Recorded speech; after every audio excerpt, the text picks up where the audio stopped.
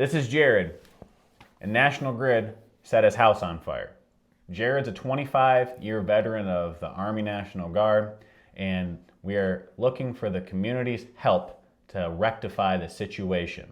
National Grid set his house on fire, and they're refusing to take accountability for it. Jarod, can you tell us what happened? There was a storm, tree fell on my house, there was still a buried line. National Grid showed up and said everything was good to go. They called in a line crew. They were supposed to disconnect the power from the pole to the house. Numerous attempts were made to have that crew come out. They never showed up. The power was turned back on for the town, which then backfed through my house and lit the rest of it on fire. Howdy y'all, it's Lancelot. Lance from Upstate.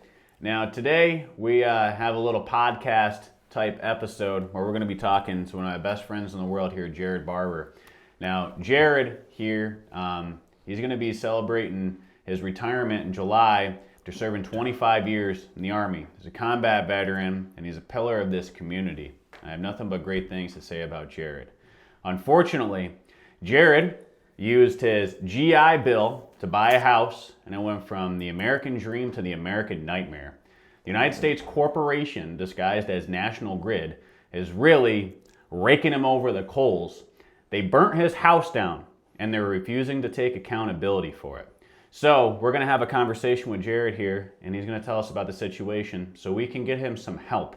So this is Vets Helping Vets, and I'd appreciate it if you'd all just give us a few minutes of your time so you can hear Jarod's story. So you bought your house when, Jarod?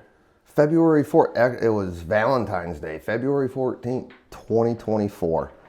And so I had come back from a trip from the Middle East in 2020, rented a spot, and I was like, all right, we're finally gonna decide on, we're buying a house. Something that's, do what we want with it, make it what we want, do different rooms at a time and fix them up. So we settled on a house, bought one, Cambridge, New York, across the street from the school. So that was February 14th. Bought it, move it in, started doing the kitchen.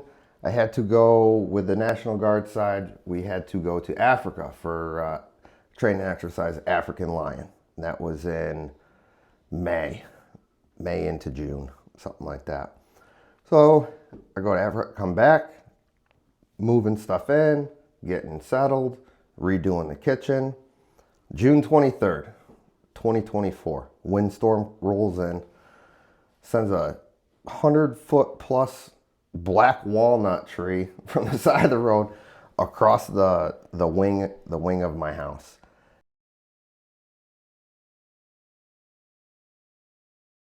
And just crushes their top layer right down into the kitchen.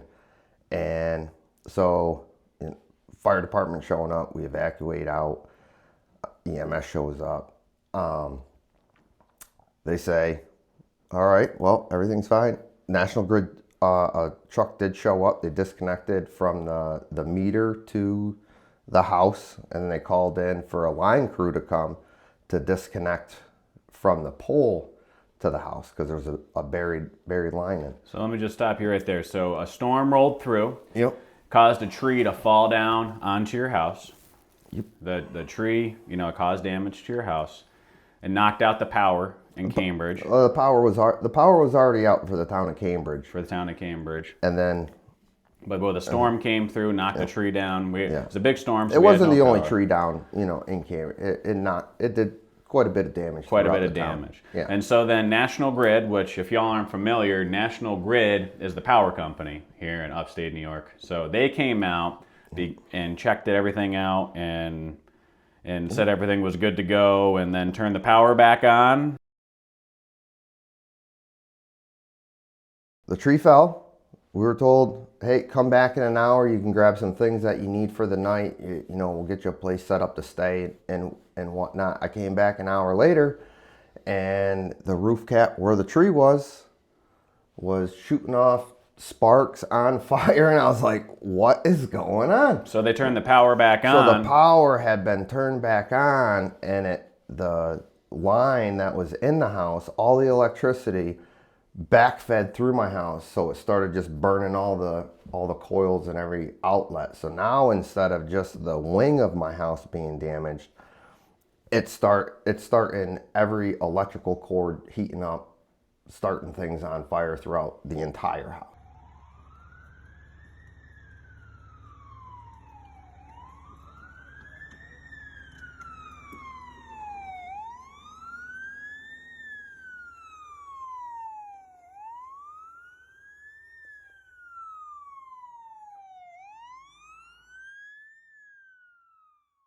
Which was an hour after the fact that the tree actually fell, and numerous work orders were put in for a line crew to come and disconnect the power from the pole to the house. All right. It was specifically put in. And that didn't happen. That didn't happen. So National Grid, the power company, came out because a big storm was going on, and it knocked out power across Cambridge, where we are here in upstate New York. The tree falls on Jarod's house during the midst of the storm while power is out. National Grid comes out to inspect everything. They were supposed to turn the power off at the pole to Jarod's house, supposed to cut the line. They failed to do that. So when they turned the power back on, it re-energized into his house, backfed, and set his house on fire. Yep. Because National Grid didn't turn the power off at the pole like they were supposed to do.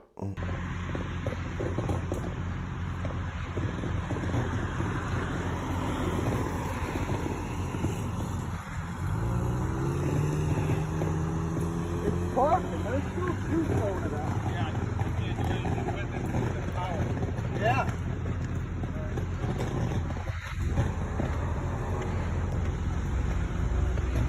Once it was on fire, fire department, again, some of them hadn't even probably taken their boots or pants or their turnout gear off yet, because they're just down the road. They're getting a call back of like, hey, 35 South Park Street on fire. They had to wait for a National Grid employee to come and turn the power off from the pole of the house before they could even get in there. So the tree falls on the wing. That's a lost cause. And then you have the main house. Luckily, the fire department, they were able to get in there after the power was then turned off, because when they got in there, the back of the couch was just starting to go up.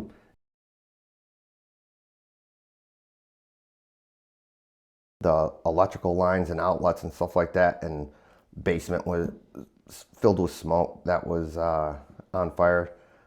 I heard the chainsaws going, so I knew they were going through my hardwood floors, and I was like, oh, this is... The house that you just bought. Like, this is the wing. I was like, all right, can build a wing, no problem. A whole house,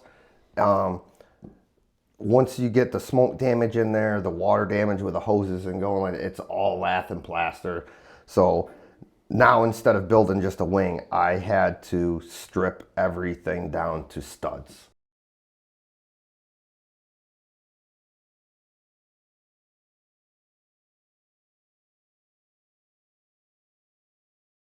Essentially rebuild everything from the inside out. That's it. You're talking new electrical, new heating, new HVAC, floors, walls, ceilings, everything. Some windows. Yeah, a lot more labor intensive. So you've been rebuilding the house, and you've been rebuilding the house.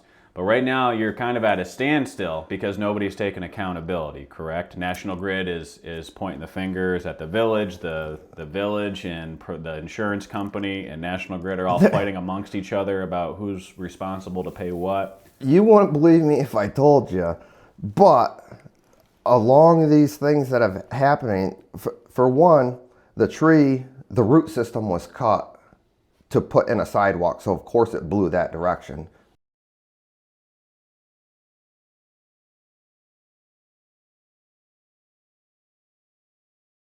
But I can't do anything about that, apparently. And then I wanted to have the insurance company put it as two separate policies, a tree fall and then a fire. So then it could be separated. So then I could have my policy for the tree, policy of the fire, and then they can deal with National Grid and go after them for whatever it is. But of course, I just bought the house.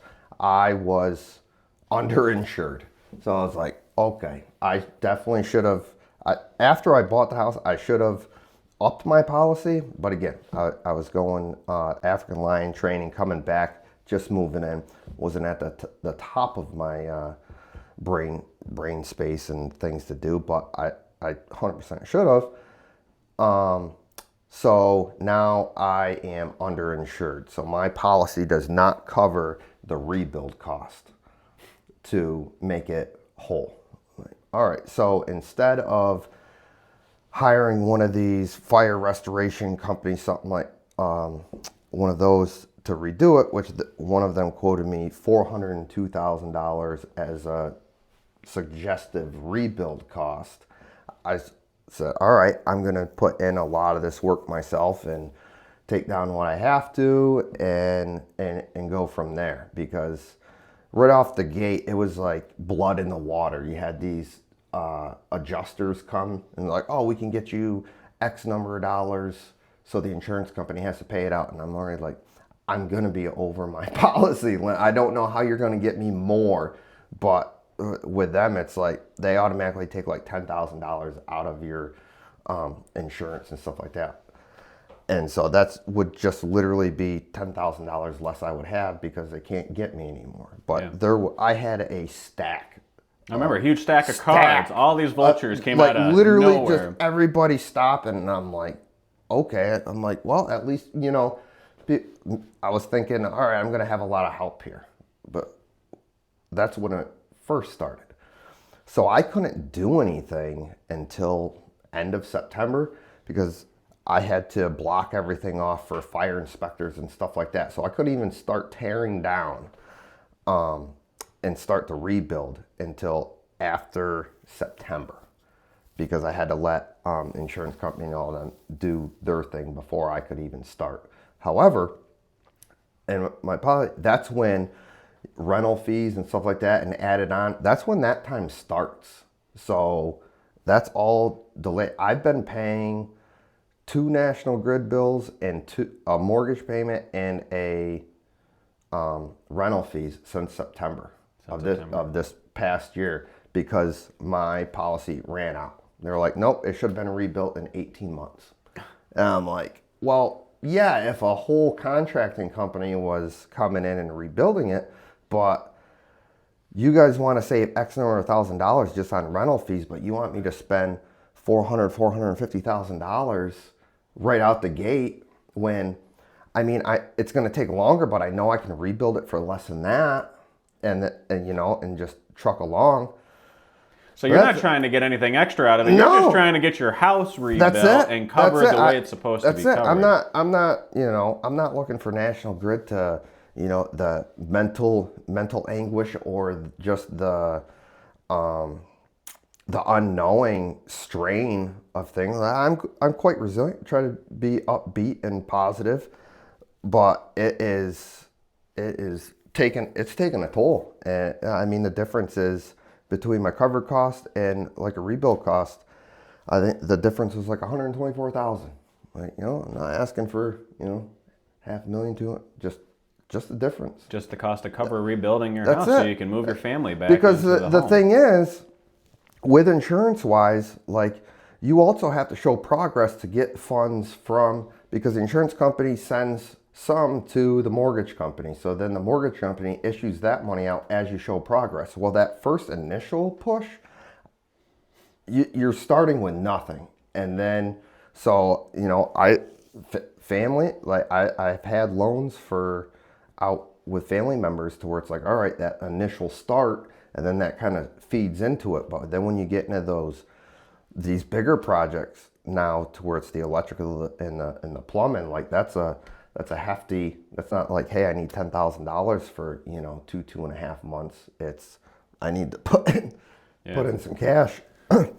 So I'd like to add to, when this all happened, I know people personally, and this is considered hearsay, but I know people personally that are in the fire department that after this situation happened, they got a hold of me and said, Lance, National Grid burnt down Jarod's house. And they said it was all completely on them. And National Grid knows it's their fault. They're just not taking accountability for it now. Jarod, I know that you've tried to speak with them. You can't get a hold of anybody at National Grid. And did you hear anything from them? I know that you heard from them that they sent you a disconnect notice shortly after this all happened. That really a little kick to the pants. I got a disconnect notice in August for failure of non-payment, and like I said, this happened June 23rd. And I was like, what if I don't pay? I was like, what I wanted you to do was disconnect it June 23rd. Like, right. But yeah, I paid it, and I hired, I put in a retainer for an attorney, and that's not panned out because that attorney, I don't know if maybe I had the wrong attorney. I have no idea, but they talked to the insurance company, and their advice was to piggyback or tag team with the insurance company going after National Grid. But with that, it's like they wanted like an 80-20 split. So for easy numbers, if the insurance company went after National Grid for $100,000, they would get 80 and I would get 20. Like that's not gonna work. And it doesn't help rebuild your house. No, No. like absolutely not. So I was like, this is wild. I just don't know if they weren't capable of. All I wanted them to do was put in to where I was going after National Grid for the difference. That was it. Just get it into the court, and they spent a $5,000 retainer talking to the insurance company, and then that was their advice. So you're just looking for the difference with $125,000, $124,000 to just finish the repairs, because you can't even get access to the funds for the insurance to rebuild it until. So that was the other thing too. So the insurance company's holding on to a chunk, and I can't get that until it's 95% done. So they sent a portion to the mortgage company, and then they're holding on to the rest. And so I can't get that till 95%. So you're kind of at a standstill right now. Yeah, completely. and I mean, between, work full-time jobs, side jobs, the Army on the weekends once a month, and then whatever training exercises, all the kids, and it is a pile of stuff, and it's just like, all right, working on the house. All right, we have this going on, we have that going on, and Have you reached out to any local politicians, any local news agencies to try to get some help, get some exposure in this whole story that's going on, especially with National Grid? I've called, I've emailed different news broadcasts, a couple different newspapers, reached out to some representatives, politicians, and I haven't heard anything back from any one of them. All right. Well, listen, y'all, we need to get Jarod some help here, him and his family, so we can rebuild his house. Again, he's a 25-year veteran of the Army, okay? He's got 2 tours overseas. He's given a lot to his country and his community, and it's time that we take care of him, all right? Especially veterans taking care of veterans. Now, Jarod set up an email, okay? It's called barberhouserebuildproject.com. That's barberhouserebuildproject@gmail.com. barberhouserebuildproject@gmail.com. I'm going to put it on the screen here. We're also going to be reaching out to some local news agencies and some local politicians ourselves. But if any of y'all can help Jarod out with anything, he'd greatly appreciate any kind of advice, information, like even if you're an attorney and you can help him with this whole thing. He's just trying to get his house rebuilt, and it's time. It's overdue. Another thing is that local politicians aren't getting involved with this because National Grid is involved. So we know what's going on with National Grid right now and how they've raised prices, especially for New Yorkers in Upstate, by $4,000 per household. It's time for accountability. They know they messed up on this whole situation. It's time for them to make it right. If they want to support our veterans, they need to start right here in our community and take care of Jarod so we can get his house rebuilt.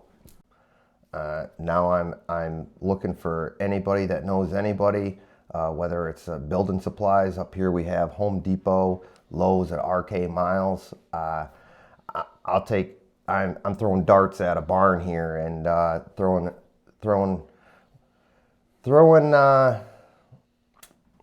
out there. I'm in desperate times of dire straits here. So Jarod, like I said, is a veteran. National Grid set his house on fire with negligence, and he cannot get in contact with anybody. They were refusing to take accountability for it. The fire department that arrived on scene that night, they said that National Grid is responsible for the fire. Jarod has an email set up, and it's barberhouserebuildproject@gmail.com. That's barberhouserebuildproject@gmail.com. We are located in upstate New York. Jarod's not looking to go after National Grid to make a bunch of money. He just wants them to provide the funds to rebuild his house, especially due to their negligence.